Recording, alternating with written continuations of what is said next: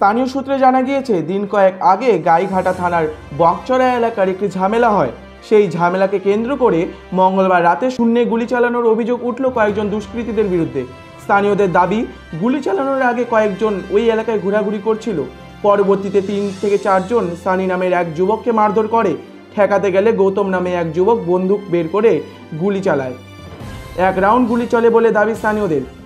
ঘটনাস্থল থেকে একটি গুলির খোল উদ্ধার হয়েছে। এই ঘটনার প্রতিবাদে বকচড়া এলাকার রাস্তায় ওপরে বসে পড়ে স্থানীয়রা। খবর পেয়ে ঘটনাস্থলে আসে গাইঘাটা থানার পুলিশ। পুলিশের হস্তক্ষেপে পরিস্থিতি নিয়ন্ত্রণে আসে।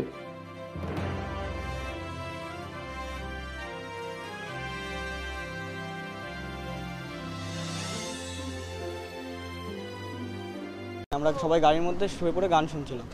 তারপরে আসলো, এসে একবার দেখে গেল। তারপরে সানিদা আসলো, সানিদারে 3-4 জন মিলে ধরলো, ধরে সানিদারে মারলো। মারার পরে আমরা গাড়ির মধ্যে চিল্লাতে বলছি দাদারে মারলি। তারপর আমি চটা উঠে মারতে গেছি ওরা, আমি আর আব্দুল। আমাকে দেখে ও আব্দুলও পিছনে আইসে। তারপর আসার পরে ও ডাইরেক্ট পকেট বের করে মারলো। এটা তো আমি করি না, আমি চলে এসেছি ডাইরেক্ট রাস্তাতে, আমি চলে এসেছি। ঠিক আছে, আমি তো জানি না কি ঝম করে এখানে চিল্লামিল্লি হচ্ছে, আমি ওখানে দাঁড়িয়েছি। ও ঝম করে এরকম করে বেরো গেছে। আমি ভাই কী হয়েছে বলে এখানকে ছোড়ে দাঁড়া।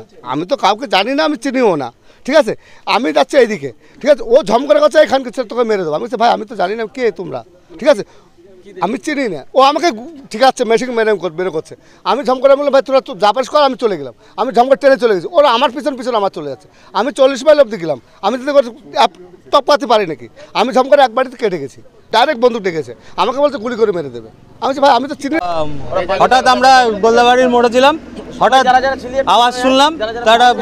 তার উইদিন সেকেন্ডের মধ্যে আমার কাছে ফোন আসে যে কাকা এরকম মাঠে গুলি চলছে, তুই কোথায় আছিস? আমি ওই খবর পেয়ে পর আমি রানিংয়ে আসি। এই বারে কাজ করে 2টো ছেলেকে আমি চিনতে পেরেছি, একটা গৌতম আর হচ্ছে আর একটা ছেলে ছিল ওর সাথে। ওকে আমি মুখে এমনি চোখে চিনি আর কি, নাম জানি না। ওরা এখানে 4 জন আর গাড়ির পর বাইকের পরে দাঁড়িয়ে একটা কী যেন এরকম করছে, সেটা এরকম করছে। আমার দেখে আমি যাই, তোরা এখানে কী করছিস? বলছে এখান থেকে ফোট নাহলে কিন্তু গুলি খেয়ে যাবি। যাই হোক, আমরা এখান থেকে তারপরে তাড়া দিলাম। আমরা অনেকজন চলে এসেছিলাম, তার মধ্যে ওরা বাইক নিয়ে সোজা চলে যায় এবং আমার একটা দাদা ওর পিছনেও করে। ওরা 40 মাইলের দিকে চলে গেছে এবং এইখানে যে গুলি চালিয়েছে সেই গুলির খোলটাও আমরা পেয়েছি। আর তারপরে চিন্ময়, যে বাড়ির অলিখিত মালিক চিন্ময়, সে বাইকে করে এই গাড়িতে মধ্যে এখানে বসেছিল। চিন্ময় আর লেবু বলে একটা ছেলে আছে, ওরা এই গাড়ির মধ্যে বসেছিল। আমি ওকে জিজ্ঞাসা করলাম, তুই এই যে গ্রামের মধ্যে গুলি চালাচালি করছিস, এটা কি ঠিক হলো?